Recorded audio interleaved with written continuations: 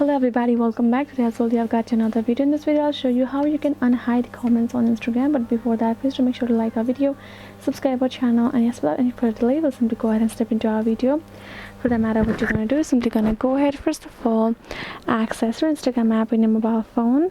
Once you have done so, you can find this kind of interface over here, right? So after that, what you're going to do is simply going to go ahead, tap on your profile icon that will be on given below right corner, and afterwards you can find all the posts and your profile's info as well that you have done. Then you can go ahead, tap on the particular post which you have actually comment that you have kept hidden from your post. So go ahead, tap on your comments over here. You can see all of the comments, right? And in the below section of your comments you can see this option called view hidden comments, and if you tap on it you will be able to find the comments that you have purposely chose to hide here in your post. So afterward you're simply gonna go ahead, tap on this option called unhide given below, and tap on this unhide option, again confirm it, and now it's unhidden. You can see you will refresh it, go back, refresh once, come back and tap on your view all comments, and you will find that comment is on top right there.